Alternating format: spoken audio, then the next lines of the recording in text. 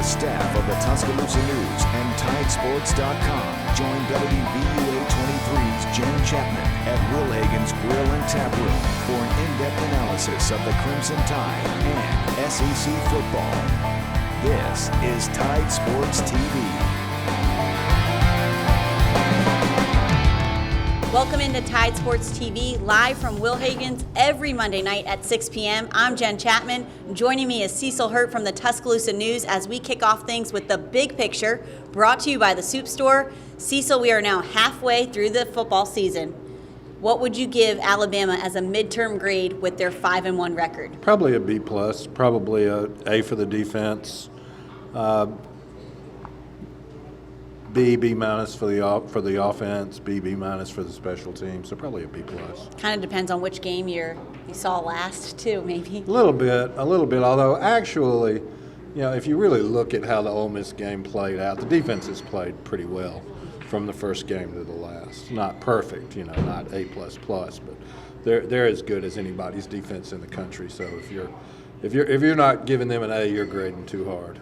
This may be an easy toss-out then. Another question, best game, worst game so far this season? Well, best game's obviously Georgia.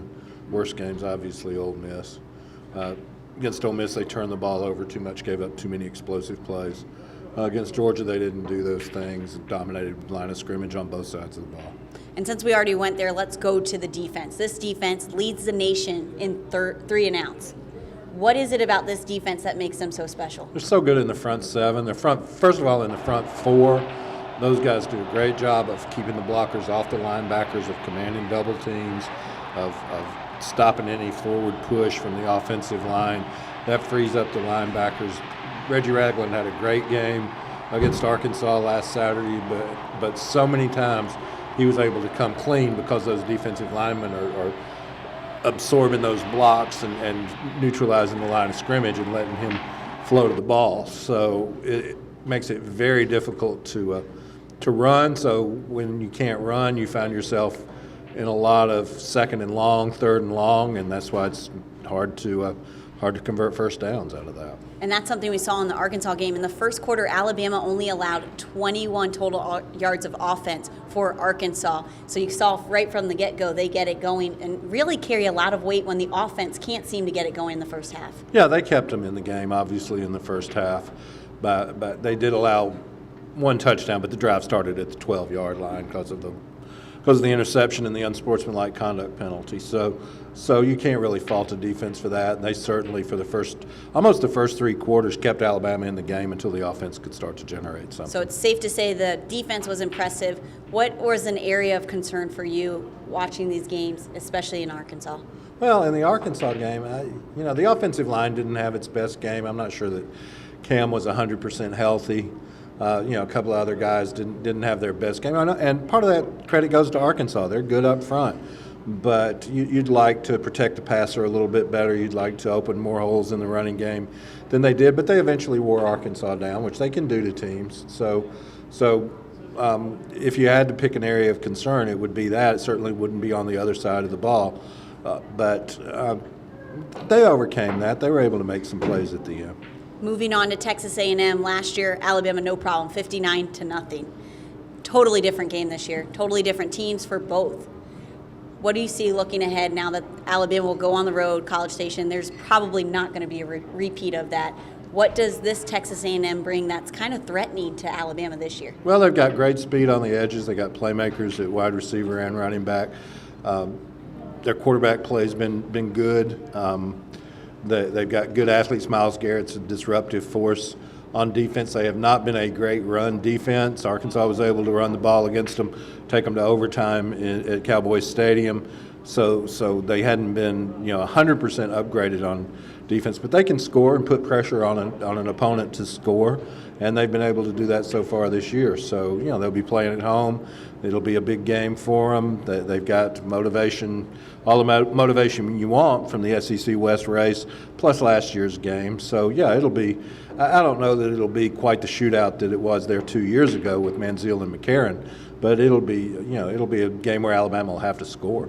And Texas A&M still hasn't lost yet, so they've got that going for them, and Alabama's still playing to stay away from that second loss. Yeah, A&M's got a couple of pretty nice wins. They beat Arizona State on a neutral field, beat Arkansas on what's essentially a neutral field the way they play that series in Dallas. So they've done a pretty good job so far. We'll see if they've played Alabama level competition, and we'll see how they can handle the run. And how about the rest of the SEC? First, starting with, is Florida for real? Well, first of all, they may have been for real and not be for real now because they lost their starting quarterback for the rest of the year today because of a NCAA suspension.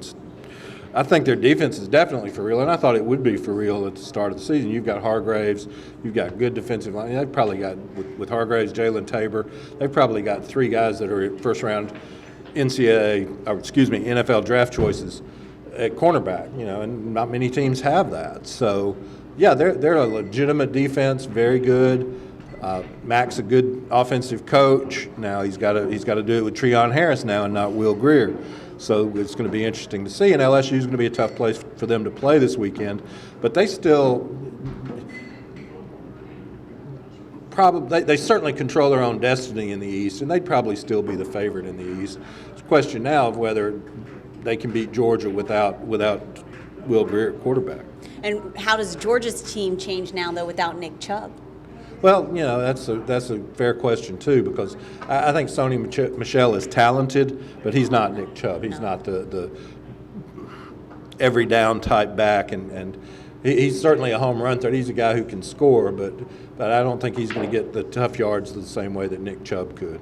A lot of the SEC West talk has now shifted to Alabama, LSU, almost forgetting about Ole Miss. Do you think that is wise, or is Ole Miss still in there? Well, Ole Miss is obviously still in there, and A&M's obviously still in there, so you can't forget about either one of those. Arkansas and Auburn are the ones who'll have to come up the hill a little bit, and Mississippi State, because they've all got multiple conference losses. But any of those teams could win. We'll see how. Ole Miss has an interesting game with Memphis this weekend, and then they get back in conference play. But I'm not ruling anybody out that doesn't have 2 losses already. Moving on to the national stage, Utah. What has impressed you, surprised you about this team? They're good defensively. They've got a really good running back, Devontae Booker, who's really made their offense go. They're really tough to play in Salt Lake. They've played their big games, Michigan and Cal, at home. I don't know that they'll be able to run the table, but they're a good team. I know I'm looking forward to most this weekend, Michigan State. What game on the national scale are you looking forward to? Well, that's certainly going to be an interesting game. There's so many subplots to Notre Dame and USC now that'll be an interesting game. It'll be interesting to see whether West Virginia can bounce back. They had a tough loss against Oklahoma State. Now they've got to play Baylor, so we'll see how they bounce back. And then the SEC games are all good. Auburn and Kentucky on Thursday night starts the week, and that'll be interesting. And then Alabama, Texas A&M, Florida, LSU. That's 4 top 10 teams in a doubleheader. So you can't really ask for more than that. I like how in the beginning of the season you didn't want to pick a 4 for the college football playoffs because it's constantly changing, and we are seeing that week in and week out. And we're only halfway through the season, so who knows who will end up at the very end. That's all the time we have right now, but when we come back, Ben Jones will be joining me. We'll go inside the Tide. And don't worry, Cecil will be back to answer your questions later on in the show.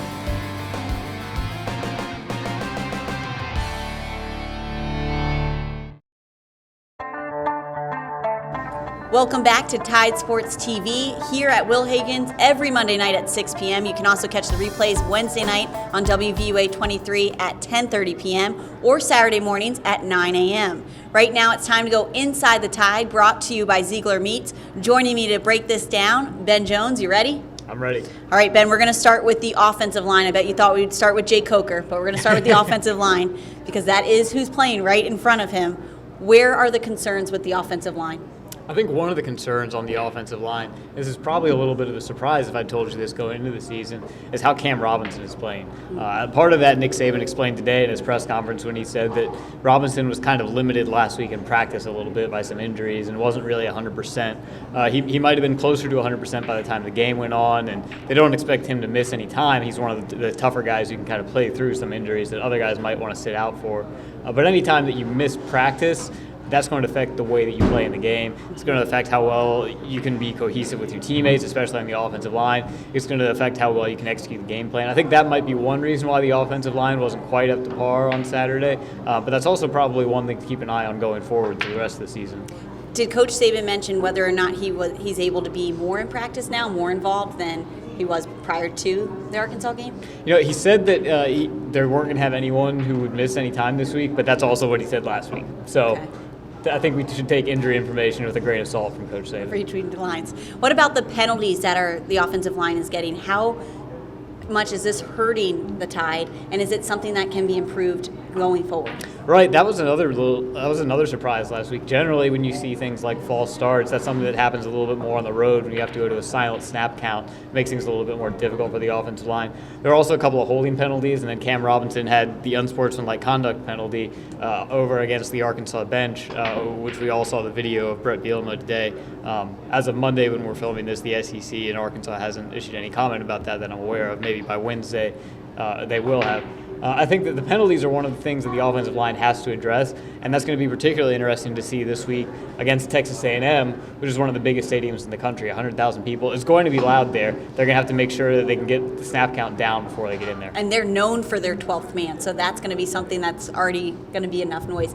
And a couple of weeks ago, before going to Georgia, Alabama practiced with more crowd noise. Normally they only do it on Thursday. They were doing it earlier in the week, so perhaps that's something they will be adding into their practice schedule more than just on Thursday.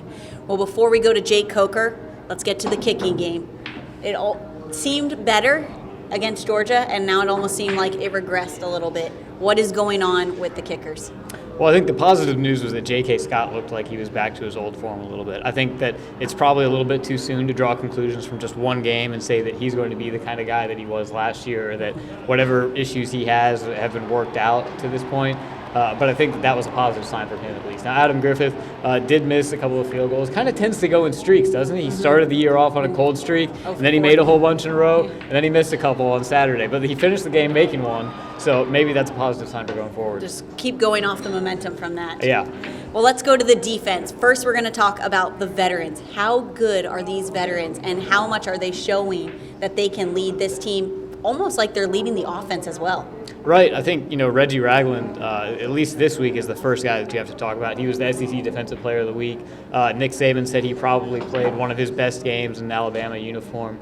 Jaron Reed also played really, really well. Ashawn Robinson, another one of the older guys. The front seven has really just played tremendous all season. And Cyrus Jones had another solid performance. I think it'll be interesting to see what he does against Texas A&M this week and that kind of a passing attack. Let's talk about the young ones now. Minka, they're continually being talked about every week. How good is this freshman group? Right. Well, you mentioned Minka Fitzpatrick, who continues to play really, really well. I think they're trusting him more and more as they go on. Obviously, they had to have a lot of trust in him at the start of the season to put him out there as the number one nickelback. It's essentially a starter in their defense. Depending on what team they go up against, he'll be a starter. And this weekend against Texas A&M, he's going to be one of the 11 to go out there. This past weekend against Arkansas, Darren Payne was one of the first 11 to go out there. The big nose guard, another one of the younger guys. The man-child? Yes. That's his nickname? Yes. That's what they never called me that. But Darren Payne obviously played very, very well against Arkansas, and I think it speaks a lot to his performance at this point that they trusted him halfway through his first year to be able to go out there and start in a game like that. And I think the thing that impresses me the most is it doesn't matter who's out there, they're constantly changing, and it's constantly solid. Right. I think one position that you want to keep a lot of attention on it, and especially as the inside linebacker spot opposite of Reggie Ragland, where they tend to move Reuben Foster and Sean Dion Hamilton inside and out. Reuben Foster tends to play more against some of the spread teams when they're in kind of a nickel or a dime package, so you'll probably see more of him than Sean Dion Hamilton this weekend. But I thought Sean played well against Arkansas, and he played particularly well against Georgia, probably his best game of the season against Georgia. And I know I mentioned this with Cecil, but Alabama leads the nation in 3 and outs. How huge is that? I mean, we saw it against Arkansas where their offense couldn't get anything going and really didn't get anything going until a turnover happened. This defense is just getting off the field. Right. Really, they're not giving up any first downs, like you said, to start drives. The issue that they're facing and the issue that they'll have to address going up against Texas A&M is that they can give up big plays from time to time. I think overall you've seen some improvement in that from last season, but there's still 1 or 2 a game. and that can really spark drives for teams. That's what Texas A&M is really good at, and that's something that the defense will have to be mindful of when they go to College Station. That'll be the key to limiting the big plays is what's perhaps what could change the game. We're going on to Calvin Ridley. Are we looking at the next Julio Jones, Amari Cooper for the Tide? If Nick Saban was watching this, he would not be happy about you asking Sorry. that. I don't know. I think that after 2 really good games, it's probably still a little bit too soon to say something like that. But Calvin has certainly been phenomenal in the last couple of games. I think you saw at the beginning of the season the offense really in the passing game trended towards Ardarius Stewart and trying to get him the ball deep. But in the last couple of weeks, you've seen more and more targets and more deep balls going Calvin Ridley's way. I think the offense is now, at least in the passing game, is going to be kind of built around what he can do going forward. As you see Stewart kind of taking a smaller role. He's still on the field a lot, but he's not the number 1 target that he was to start the season. Well, when Calvin can beat his defenders like he has, I think he's really getting the fans excited. And that's almost the biggest part of it. The fans get so loud when he's able to go. Did you see the double move that Yes. he had against Arkansas? He's fun. It's fun to watch. I think fans want to see that. All right, we've got to go to Jake Coker now. We'll start with the good, the bad, the ugly. We'll start with the good. What is he doing well?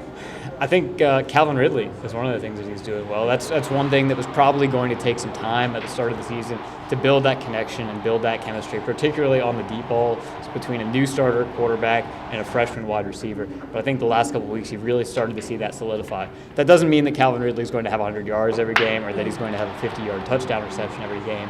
But I think that they've shown at this point that that's in their offense. That's something Great they can option. do, and that's something that defenses have to account for.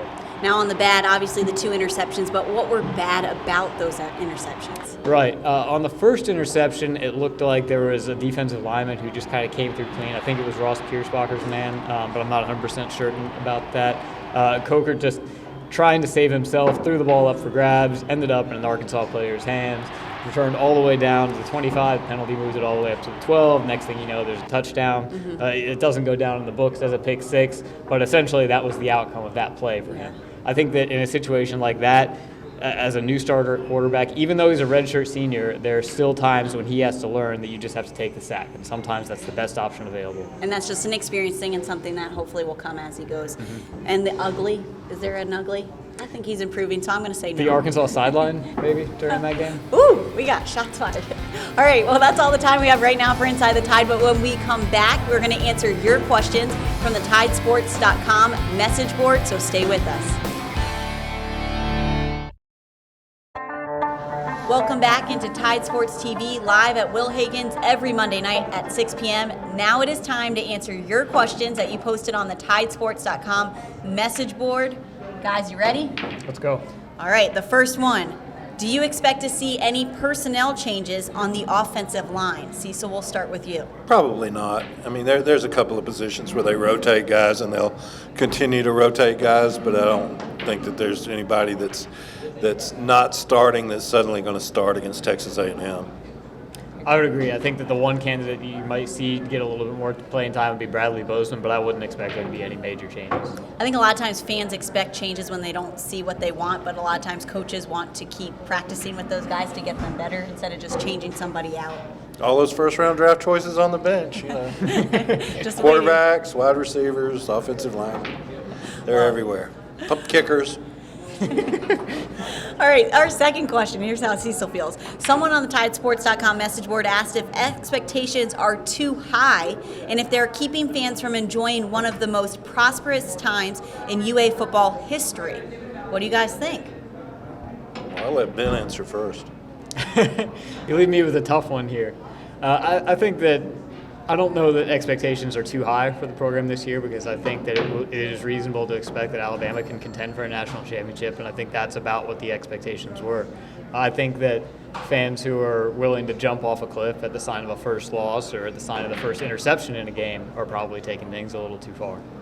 Yeah, see, Ben gave a good answer, so I'm glad I let him answer it first. Sums it up. Yeah, if you can't be happy with winning, then you're not going to be happy. You know, you need to play Scrabble against a 3-year-old, and then you'll win every time, and then you'll be happy. Not every Maybe time. you'll win. Not everybody will win, but you'll have a chance. You're better with words than I am, Cecil. Anyway, Raw honesty from Cecil. expectations aren't too high. If your expectations are for Alabama to compete for championships, then they're not too high, and those aren't too high for Nick Saban. Nick Saban's never come in there and said, well, we're not going to compete for championships this year. We don't want to do that. So, but you have to, it's not an expectation question, it's a grasp of reality question. If you don't understand that you're not, because you have that expectation, you don't always get to have that happen, then something failed in your development. I think that's a big point, is that you can expect it to happen. It may not always happen. But like Coach Saban addressed it at SEC Media Days when he was asked, are the expectations too high at Alabama? And he said, last year we won the SEC championship, and then we go to the first college football playoffs, and an older woman came up and patted him and said, maybe better luck next year. So he said, you tell me if the expectations aren't too high. I mean, they're high. That's just the way it is here. Yeah, but you wouldn't want to be, Why would you lower them? Yeah, you wouldn't want to be somewhere where you're hoping to get to the Belt Bowl. I mean, there are years, you can be realistic about what you have, but even at Vanderbilt, they want to get better than they are. So is that unrealistic? No. So set the bar high. To our third question, has J.K. Scott rediscovered his old form? Has it just been a technical issue? Yeah, I thought he changed his drop back to his old drop this weekend and kicked the ball better. That's a subtle thing, but he certainly got more distance and pretty good hang time. Certainly outkicked his coverage a couple of times. I think it can be always hard to tell from one game because with a kicker or a punter, they're only going to go out there 4 or 5 times. It's not like a quarterback or a running back who might get 25 plays, but I thought that it was encouraging to see what he did on Saturday, yes. The next question, is it time to try out another kicker? And I believe this is in reference to Adam Griffith. They didn't say specifically, but I would assume for Adam Griffith. And Ben kind of touched on it a little bit earlier. He seems to go on a streak of making them and a streak of not making them. So please, when you submit that question, submit your list of other kickers that you want to try out. Submit that list. Go out there, watch them in practice, and tell me if that's what you want to do. If you'd feel more confident in somebody else, and I'm not going to name somebody, but if you'd feel more confident in somebody else trying a 45-yard field goal than you would Adam Griffith, then sure, if that guy exists, put him out there. I hadn't seen him. I think there's one walk-on kicker on the roster right now, if I'm not mistaken. And one thing that I think is worth explaining is that a lot of teams will carry a walk-on kicker or even 2 through fall camp and through the season because they like to have a guy that they can use during special teams practice who can kick balls over and over and over again and get all those reps in without tiring out their kicker's legs so that he can be fresh for the game. So that might not be the best option, I think. So sticking with Adam Griffith is the best option right now. It's kind of the consensus. I think he's the guy they've got. I also think when you keep, like I said earlier, pulling people out to try other people, you don't get into a rhythm either and growing pains. All right, we're going to number 5, Bo Scarborough. This may be a question we're going to get every week. What role is he going to play on this team? Ben? I think he'll continue to get a few carries. I think that they might be at the end of blowouts, at least for the next couple weeks. It's not impossible to think that he might get some meaningful time later on as the season goes on. They get a little bit more time to work him in with practice, but I don't know if that's necessarily going to happen. I think that he's nice to have on the roster as a second back, as a second larger back, in case something should happen to Derrick Henry. But I wouldn't expect him to go out there and suddenly start taking time away from Henry or Kenyon Drake. Yeah, and even a game like last week's, never really, I guess you could argue in the last 4 minutes or so, but it never was really at a point where you said, okay, we're not that worried about ball security. And I'm not saying that Bo fumbles a lot, but a guy that doesn't have much experience, you've got 2 experienced guys, you want them handling the football. All right, that's all the time we have tonight for our show, Tide Sports TV, here at Wilhagan's. Remember, we're here every Monday night at 6, so you can come watch it live, or you can catch the replay on Wednesday nights at 10:30 or Saturday mornings at 9 a.m. Have a great week.